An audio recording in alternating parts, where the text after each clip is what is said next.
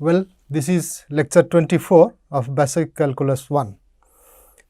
So, today we will be discussing an important notion which helps in evaluating the limits of certain forms using the derivatives. So, it looks a bit of the place because you define derivatives through the limits, but we are telling that we will be evaluating the limits through the derivatives.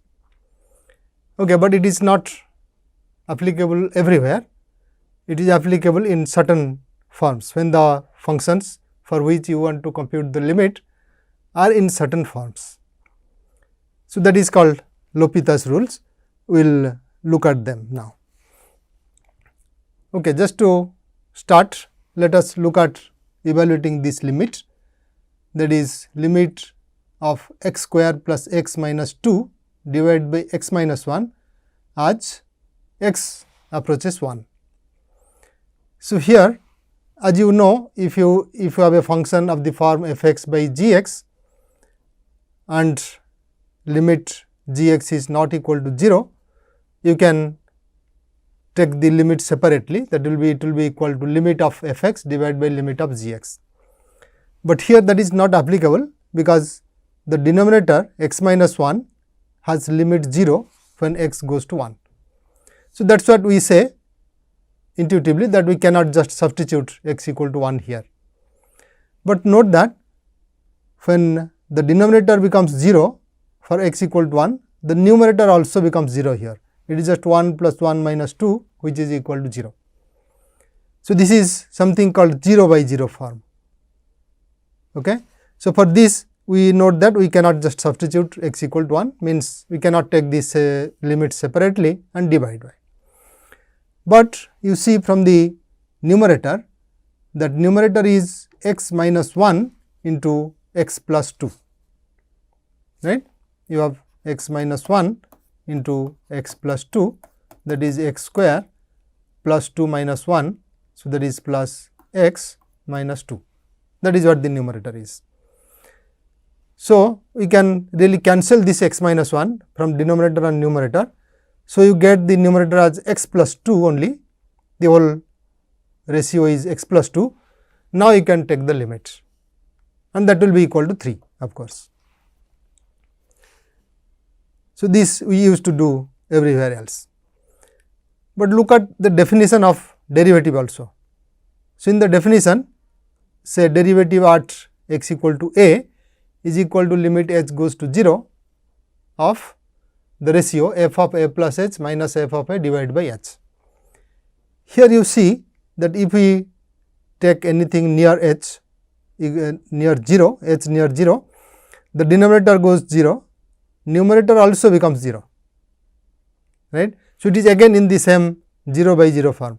Any derivative, definition of any function you take, and the definition of that derivative would give rise to this limit. That is again we cannot just substitute h equal to 0 there. And it is not also obvious here, like whether that h can be factored from a plus f of a plus h minus f of a, as in the previous case. We do not know how to factor and cancel this h and then take the limit. That is a problem here, right. But then we can see something else. Suppose we differentiate the numerator independently and denominator independently. So, the denominator turns out to be 1 differentiating with respect to h for which we are taking the limit. So, denominator becomes 1 and the numerator f of a is a number. So, that gives 0, it is just f prime of a plus h. Now, here if you substitute h equal to 0, you would get back that f prime a. Similarly, in the previous case also, x square plus x minus 2 divided by x minus 1, if you differentiate the numerator, so that gives 2x plus 1 on the numerator, and denominator is minus 1 becomes 0 after differentiation, x gives 1. So, it is 2x plus 1 by 1, which when you take limit x goes to 1 gives you 3 again, that matches with the earlier answer. So, in both the cases we see that if it is in the 0 by 0 form, you differentiate the numerator, differentiate the denominator, then take the limit, answer turns out to be the same. That is exactly what we want to justify, right. So, to justify this, we will prove a slight generalization of our mean value theorem, that will be useful. So, this is the generalization which is called Cauchy mean value theorem. So, here our assumption is that there are two functions f x and g x which are continuous on the closed interval a b and differentiable on the open interval a b, just like in mean value theorem. In mean value theorem we have only one function, now we have two functions. Now, suppose g prime x is not equal to 0 on the whole of the interval a b, that is it is non-zero at every point in a b. Then the theorem says that there exists some number between a and b such that if you take this ratio f b minus f a by g b minus g a, that will be equal to f prime c divided by g prime c. Now, why is it a generalization of mean value theorem? Well, in the mean value theorem you have f prime c equal to f b minus f a divided by b minus a. So, it suggests that we take g of x equal to x itself. So, if g of x equal to x, the identity function, it satisfies this condition, g x which is x is continuous on the closed interval a b, differentiable on the open interval a b. So, there exists a point c such that f prime c divided by g prime c, which is now derivative of x evaluated at c, but derivative of x is 1. So, even at c is also equal to 1. So, on the left side you get f prime c, on the right side you get f b minus f a divided by b minus a, as the mean value theorem we have stated earlier. So, first we will prove this generalization or Cauchy mean value theorem. So, the proof is simple. First thing is, observe that we are writing g b minus g a in the denominator. So, it should not be 0, but we have not assumed that anywhere. Well, we have not assumed because it can be derived from there, from the conditions given. So, how is it so? Suppose g b minus g a equal to 0. On the contrary, assume that g b minus g a equal to 0. Now, you can apply Rolle's theorem or by mean value theorem. So, that will give g prime is equal to 0 at some point between a and b, g prime d equal to 0 for some d in open interval a b. But that will contradict our assumption that g prime x is not equal to 0 on the open interval a b. Therefore, g b minus g a can never be equal to 0. So, this right side quantity f b minus f a by g b minus g a is well defined. Well, so g b minus g a is not equal to 0, that is what we conclude. Then what we do, here is a little trick, just like in mean value theorem, we define a new function h on the closed interval a b to the real numbers. So, what is the definition? At any x in closed interval a b, h of x is equal to f of x minus f of a minus f of b minus f of a divided by g b minus g of a, which is non-zero we know. So, we can divide now, multiplied by g x minus g a. So, this one is a number, this is also a number, everywhere else x is there. Okay. So, that is how h is defined. Now, what properties h satisfy? First thing is f and g both are continuous on the closed interval a b. So, this is just f x minus a constant times g x plus another constant, right. So, that is also continuous on the whole interval closed interval a b. Now, similarly differentiability, both f x and g x are differentiable on the open interval a b. So, h of x is also differentiable on the open interval a b. Next, you see what is h of a. Suppose I take h of a, you substitute x equal to a. So, this is f of a minus f of a, which is 0, and here again g of a minus g of a, that is also 0. So, that is why h of a equal to 0. And what about h of b? Well, if you take h of b, it is f of b minus f of a, and this side g of b minus g of a cancels with denominator g b minus g a. So, you get f b minus f a minus f b minus f a, that is also equal to 0. So, you see that h a equal to h b equal to 0. We do not need of course equal to 0, at least h of a equal to h b. then you can use Rolle's theorem. So, Rolle's theorem says that there exists a point C between A and B such that h prime C equal to 0. Now, what is h prime C? F of A becomes 0, a constant. So, this gives f prime x, that gives f prime x evaluated at C, minus you have f of B minus f of A divided by g of B minus g of A, and the quantity is g x minus g A, its differentiation is just g prime, g A becomes 0 in the differentiation. So, it is g prime of x evaluated at C. So, that gives g prime at C. So, we have one C in a B, this C such that h prime C equal to 0. So, once this quantity, this is h prime C equal to 0, it gives your conclusion that f prime C by g prime C equal to f b minus f a by g b minus g a. So, it is a simple proof, and the proof follows the same line as mean value theorem by defining a suitable function h. Okay. So, the main thing here is from the mean value theorem, this is that suppose you apply mean value theorem independently on f and independently on g, then you would get f prime C equal to f b minus f a by b minus a, and similarly g prime of d will be equal to g b minus g a by b minus a. For the right side there exists one d such that, similarly there exists c such that. So, that means you would have got the ratio f b minus f a by g b minus g a equal to f prime C divided by g prime d. We do not know whether these c and d are equal or not, but the potency of this theorem, this result is that you can choose a point C where both the things coincide, both the things can be evaluated at that C. You do not have to take two different points C and D. That is how this theorem says something more than the mean value theorem. Okay, we will see how to apply this for proving L'Hopital's rule. So, L'Hopital's rule says that suppose f x and g x are two differentiable functions, and differentiable where? In a neighborhood of A. So, A is a point, we assume that there exists some delta greater than 0 such that in the open interval A minus delta to A plus delta, both f x and g x are differentiable.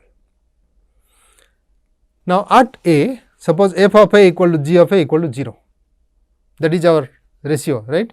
We cannot substitute x equal to A, we are telling. So, suppose both of them are 0. We are interested in limits of this kind where f of A and g of A both are 0 when you substitute x by A. So, that is our one of our assumptions, and we also assume that g never vanishes in the deleted neighborhood of A, that is at A it is equal to 0, but except that nowhere else in the open interval g is 0. Similarly, g prime is also not 0 in the same deleted neighborhood, whatever delta we have taken there. Okay. So, these are the two basic assumptions. Then what the conclusion is? Conclusion says if you take limit of x goes to a f prime x by g prime x derivatives,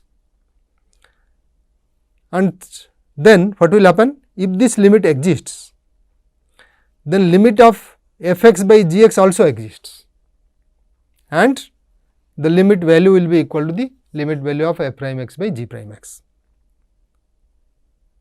Okay. So, this is the conclusion, which means if you do not know whether f x by g x exists or not, you can compute f prime x, you can compute g prime x, find this limit. If this limit exists, then that will be equal to the earlier limit of f x by g x, and that f x by g x also exists.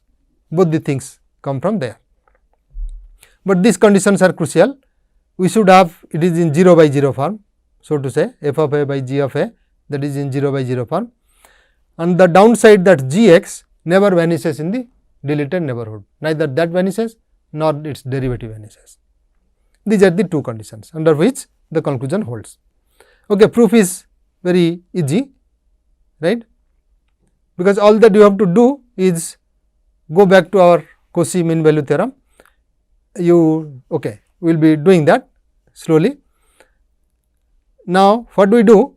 We will come back to this after that proof again, that will be easier to see. So, let us prove L'Hopital's rule. Now, suppose x is any point inside a to a plus delta. Let us consider first one sided limits, that will also be helpful later. Now, suppose you take any x between a to a plus delta, that is x is bigger than a, but smaller than a plus delta. Now, both f and g are continuous on this closed interval a to x, that is our assumption, right. It is continuous there, it is differentiable there and so on, and it is differentiable on a to x. Now, g prime is not equal to 0 on a to x, that is also one of the assumptions. So, by Cauchy mean value theorem, there exists a point theta between a and x such that f prime of theta by g prime of theta equal to f of x minus f of a divided by g x minus g of a, and we know that f of a equal to g of a equal to 0. So, that is same thing as f x by g x.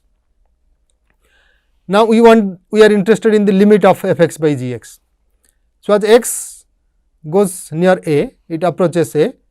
Now, theta is in between x and a. So, theta also approaches a.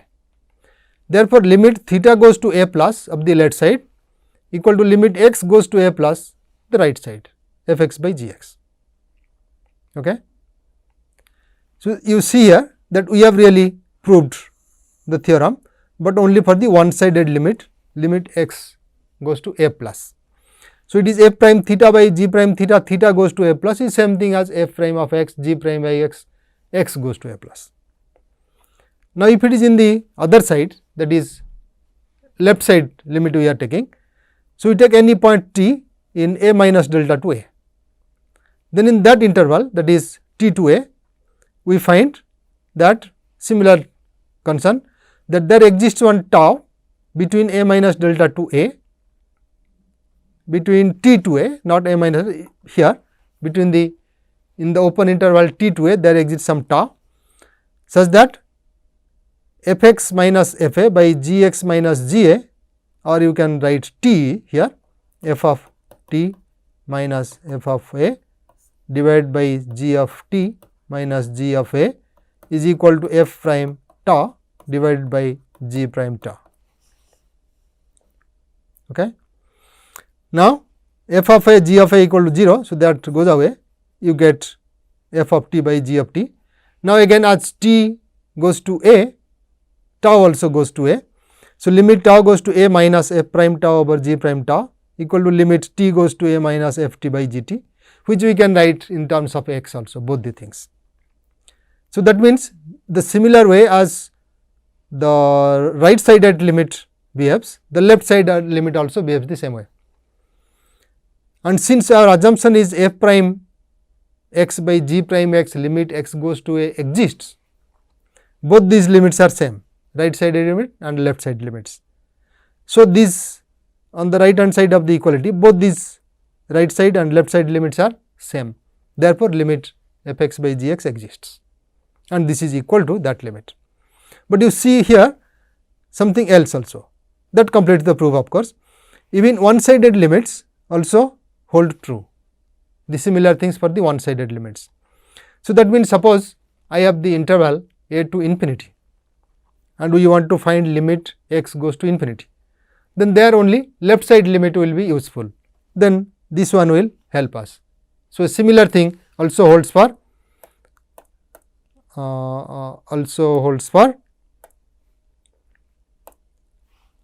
indeterminate forms of the form plus or minus infinity by plus or minus infinity, or plus or minus infinity into 0, or infinity minus infinity, because there you will be concerned with one sided limits. Okay. Fine. Even x goes to infinity or x goes to minus infinity, similar things also can hold. That is what our observation says. Okay. So, let us take some examples where we can apply this. Let us take first limit x goes to 0, square root of 1 plus x minus 1 minus x by 2 divided by x square. So, as x goes to 0, its numerator is square root of 1 minus 1. So, that also 0, and x square is of course goes to 0. So, it is in 0 by 0 form. And you can see the other things, your f x is on the top. So, it is continuous or differentiable, should be in a neighborhood of 0. right, and that is true. You can take a neighborhood which is delta should be smaller than 1. So, that 1 plus x square root can be well defined to the left side also, right. So, by taking a suitable neighborhood, we see that all the assumptions of L'Hopital's rule are satisfied. Therefore, we say that this limit, if exists, will be equal to the next limit where we can differentiate the numerator and denominator independently. So, we will just write this limit is equal to this, but it is conditional. Remember this, it does not say that the limit exists and this is equal to this, it says the other way. If the second limit exists, then the first limit is also exists and they are equal. That is what this equality symbol says.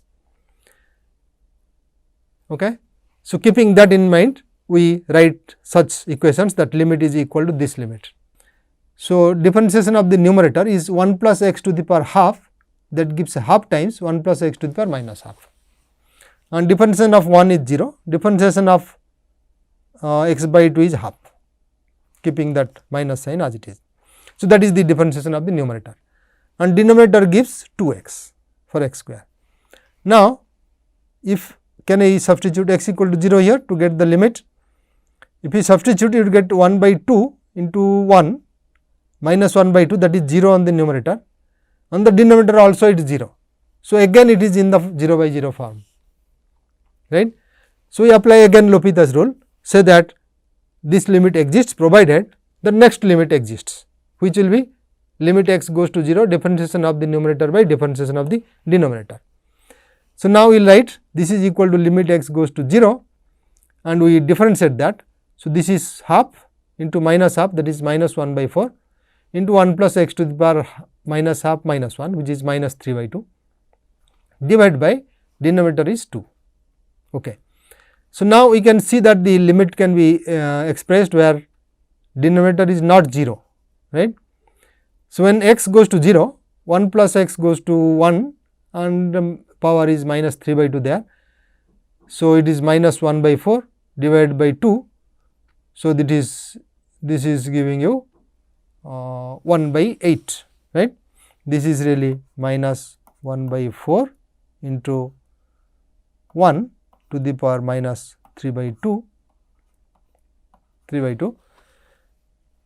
and so this is 3 by 2, there is a negative sign, right. So, that should be minus 1 by 8. This gives us 1 and there is another 2 of course 1 by 2. So, that gives you minus 1 by 8.